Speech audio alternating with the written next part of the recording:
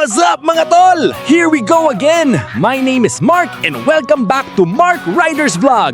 For today's video ay samahan nyo kami sa aking kauna-unahang tawid dagat ride papuntang Masbate City, ang lupang aking kinalakhan.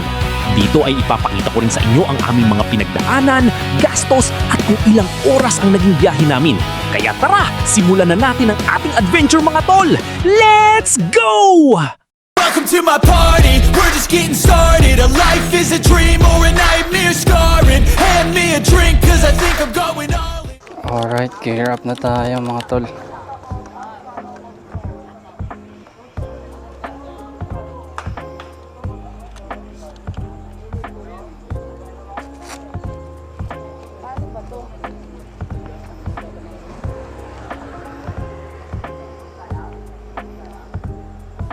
Baliktad. Dito yung may ano eh. Yung may tela yung ano.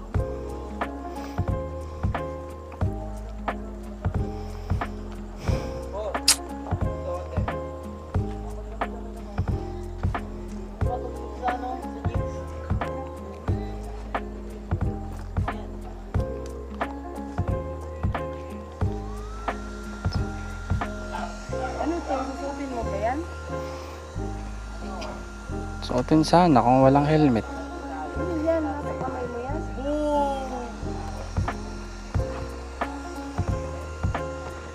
Pagdating doon, wala tayong jersey. Kung mo doon nakahangir lang yun. Bakit pa ako sa Dala ka ba dyan? Bakit kailangan mo pa mag-jersey? Init-init doon. Kaya nga, mainit nga doon. Tanga-tanga ka ba? Ha? Cheng yan. Mahirap pa mga may nagalang ka doon. Meron akong net. Para ganun ka dito. Meron ka? Gagamitin mo? Hindi. Pero? Para may pato niyo po yan. Oo. Okay, dito sa...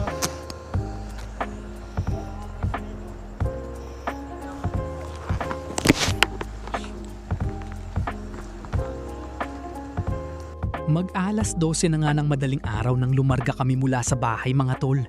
Mahigit 12 oras ang tatakbuhin namin papunta ng Piuduran Port, kaya kailangan naming umalis ng maaga para maabutan namin ang first trip ng barko. Kasama ko nga pala sa biyahe ang partner ko at ang tito ko si Uncle Leonardo.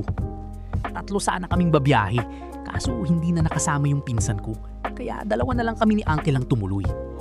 Dito nga pala kami magsisimula sa Antipolo. Kaya naman ang magiging ruta namin ay sa Tanay, Pililla, Laguna, Quezon at Bicol na. Dito nga ay narating na namin ang boundary ng Tanay at Pililla, kaya nagpasya muna kaming magpagas at kumain na rin para makapagpahinga.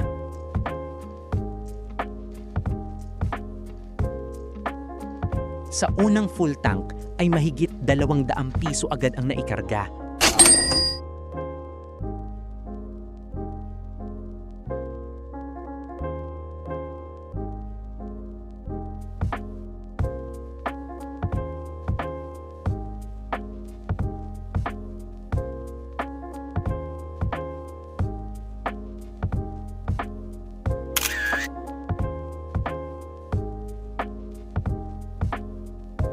Matapos nga ang ilang minutong pahinga, ay balik biyahe na ulit kami mga tol. Sa mga ganitong sitwasyon, mahalaga talaga ang bawat segundo, kaya wala na kaming sinayang na oras pa.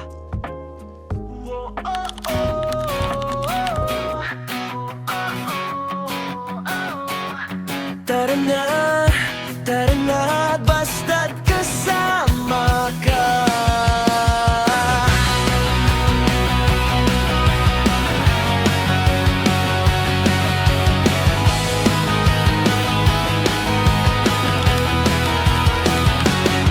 Madaling araw, nagsisimula na may ngiti sa labi habang ikaw ay kasama. Mahaba man ang daan, wala akong reklamo.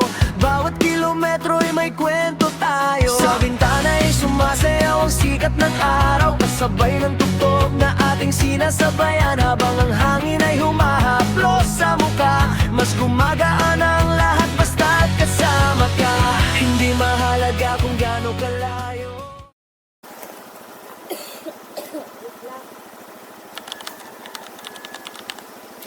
Matapos nga ang mahigit 2 oras na takbo, ay nag-decide muna kaming magpahinga ulit dito sa Pagbilao, Quezon.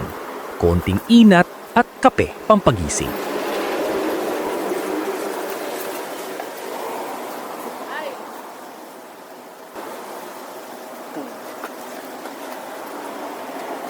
Dadaanan naman natin. Tigpo kami na po. Sarap. Sa paliko. Taranta tuloy yung kasalubong natin motor. Malipat na. Pinto si Kuya. Pinto si Kuya. Ay, grabe. Meanwhile, At nang makapag-recharge, syempre, bakbak na ulit sa biyahe.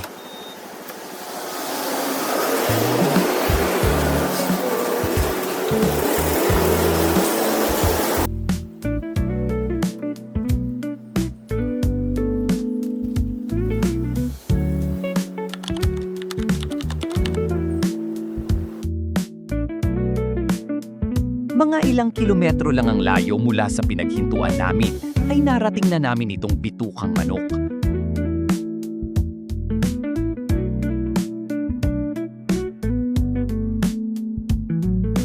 Nakakatuwa lang kasi 24 oras na may nag-a-assist dito para iwas disgrasya. Bagamat walang eksaktong porsyento ng aksidente kada taon na inilalathala para sa bitukang manok, kilala ito bilang isa sa mga pinakamapanganib na kalsada sa Pilipinas dahil sa sunod-sunod nitong matatarik na kurbada at bangin. Kaya naman kinakailangan ng matinding pag-iingat sa pagdaan dito. Alam niyo ba na ang bitukang manok sa Atimonan, Quezon ay tinawag na ganun dahil sa sobrang liku-liku nitong kalsada na kahawig ng bituka ng manok? Kilala ito bilang isa sa mga pinakasikat at pinakahamon na daan para sa mga motorista at riders dahil sa sunod-sunod na matatarik na kurbada nito. Sa kabila nito, dinarayo ito dahil sa magagandang tanawin ng kabundukan at kagubatan.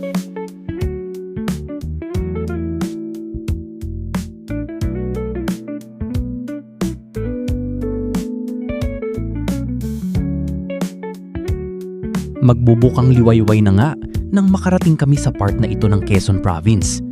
Nakakawala talaga ng pagod pag nakita mo na yung magagandang tanawin habang nagmamaneho. At ito ang isa sa mga dahilan nating mga riders kung bakit pinipili nating suungin ang malayo at nakakapagod na biyahe. Dahil pag nakita mo na ang magagandang tanawin dito sa Pilipinas, ay talaga namang masasabi mong, "Woo! Ang sarap mag-rides!" Tanaw ang dagat habang tayo'y nagkukwentuhan nga simpleng sandali ngayong kalimutan. Tawanan at kulitan sa gitna ng biyahe, parang walang katapusan ang ating saya. At pagdating natin sa dulo ng daan, ikaw pa rin ang gusto kong hawakan. Hindi lang lugar ang gusto kong marating, kundi ang bawat pangarap na kasama ka ring abutin. Hindi mahalaga kung gaano kalayo, kung saan man tayo dalhin ng panahon. Sa bawat liko ng ating daan, ikaw ang dahilan kung bakit ako nasaya. Basta't kasama ka, wala nang hahanapin pa. Kahit saan man mapagpad, paraiso na sa dagat man o bundok, sa ilalim ng araw natin. Dito na nga kami inabutan ng umaga sa bandang Gumaka. Kaya naman sinamantala na rin namin ang pagkakataong ito para mag-refill ng gas at makapag-inat-inat dahil medyo malayo pa kami sa katotohanan bago marating ang aming paroroonan.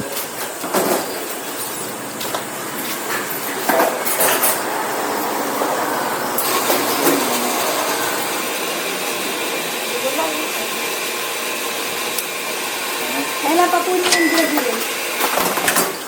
Ilang beses nyo na nagagamit? This na sa ngayon pala. Ito, text mo na lang po. Minsan po kasi sa akin. Sir lang ako. Ay, tabi ko na. Bayad ka muna.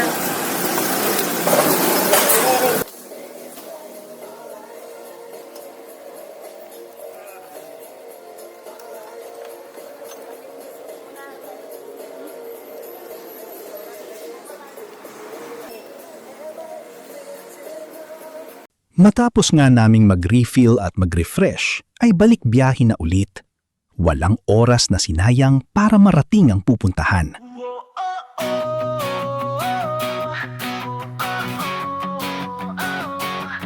Tara na, basta't kasama ka.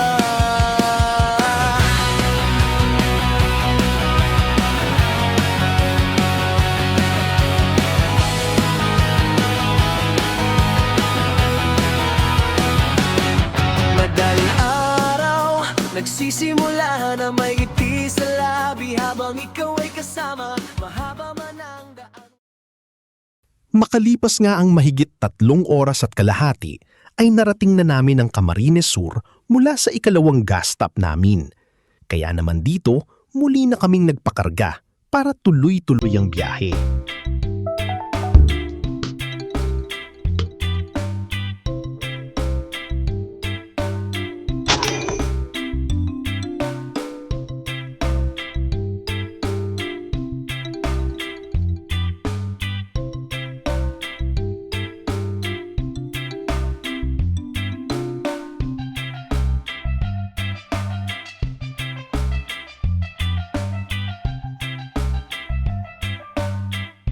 Habang binabaybay nga namin itong kahabaan ng Camarines Sur, ay hindi inaasahang pangyayari ang naganap. Sa ganito kahabang ride, ay hindi talaga may iwasan ang maliliit na aberya. Dahil nang makarating nga kami dito sa bandang Camarines Sur, ay hindi inaasahang pangyayari ang aming hinarap. Ito kasing aking uncle ay medyo napasarap ng piga ng silinyador, kaya resulta, ayan, basag ang kanyang headlight. Sa kalagitnaan kasi ng matraffic na kalsadang ito, hindi sinasadyang napiga niya ang silinyador na siyang naging dahilan ng pagbangga nito sa pick-up sa harap niya. Mabuti na lang at minor damage lang ang tinamo ng sasakyan at maunawain din ng may-ari nito, kaya hindi na humantong sa mas malaking abala. Kaso nga lang, mas malalang damage naman ang tinamo ng motor ni Uncle. Kaya gastos malala talaga pag uwi nito ng Manila. Aray mo!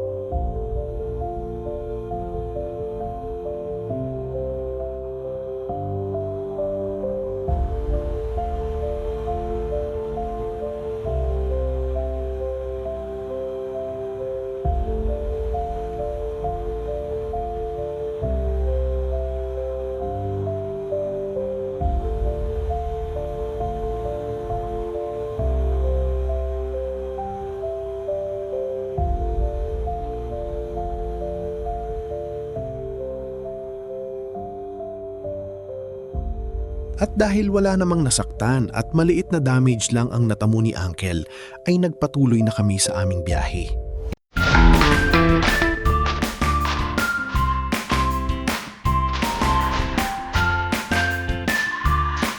Hanggang narating na nga namin itong boundary ng Camsur at Bicolandia. At dito nagpasya na rin kaming magpahinga at dito na rin mag-almusal. Ganda dun sa labas kapila. Siyempre, hindi mawawala ang picture taking to keep the memories. So, dito na. 2, 3. Hey, welcome to Camarines Norte.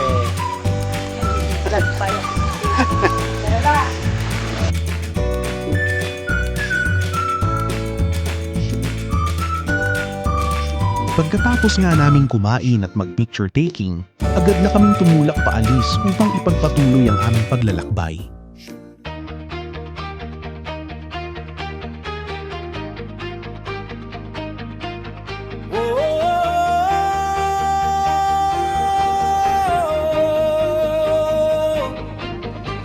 Humahampas ang hangin sa ating mukha, kasabay ng tibok ng pusong nag-aalab pa. Mga daang hindi pa natin natatahak, ngayon ay atin nang binibigyang pakpak. Bawat liko ng kalsada'y may kwento,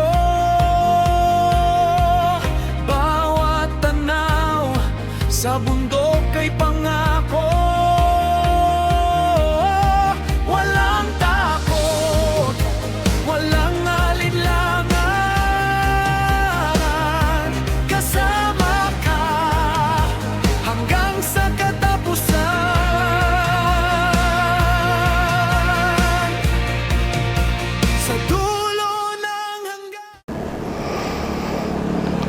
Alright mga tol, mic check. So nandito na kami ngayon sa, hindi ko alam kung nasan kami. Basta hindi pa kami nakakarating sa Piuduran. Meron pa kaming 1 hour and 30 minutes na tatakbuhin. So nagpahinga muna kami dito. Hi guys! Kasama ko pala si aking uncle.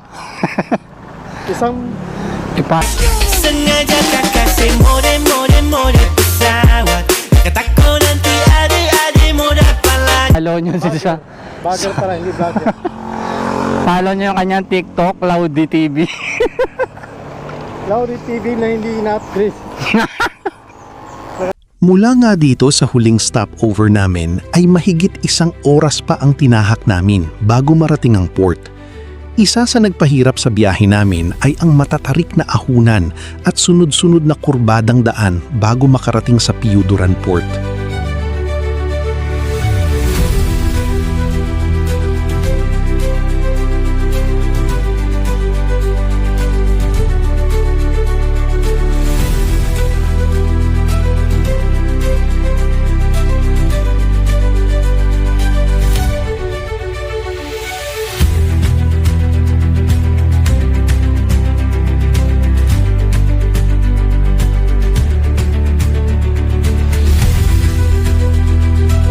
At sa wakas ay narating din namin itong port. Pero sa kasamaang palad ay hindi na kami umabot sa first trip ng barko. Kaya mga ilang oras pa ang inantay namin bago nakasakay sa barko. Bago ka nga pala makasakay dito ay kailangan makumpleto mo muna ang mga kinakailangang dokumento at clearance. Tulad ng kopya ng iyong ORCR, lisensya, ticket sa shipping line na sasakyan ng iyong motor, saka ito dadalhin sa Philippine Coast Guard Office para mabigyan ka ng clearance tab. At pagkatapos ay pupunta ka naman sa port service para sa terminal fee at PPA fee. Ito ang mga kailangan bago kayo makapaglayag.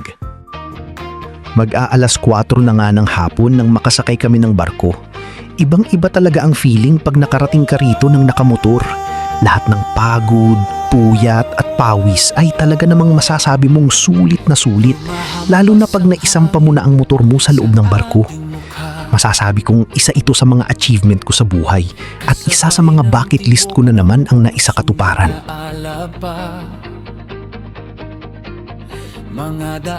Narito ang total na nagastos namin sa biyaheng ito. Ngayon ay atin ang binibigyang pakpak.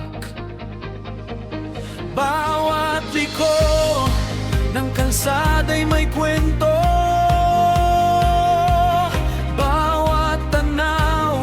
Matapos ang mahigit 4 na oras na biyahe sa barko, ay sa wakas nakarating na kami dito sa Masbate. At dito ko na nga tatapusin ang ating mahabang biyahe mga tol. Pero hindi pa dito nagtatapos ang masayang kwento at paglalakbay natin. Maraming salamat sa pagsama sa akin sa biyahe kong ito at sana'y napasaya ko kayo kahit papano sa video ito. Abangan nyo ang mga susunod pa nating vlog. Once again, this is your friendly riderhood na nag-iiwan ng kasabihang sa bawat daang pinaghirapan ay may paraisong makakamtan. Kaya laban lang! Peace out! Lahat ng pagod ay naging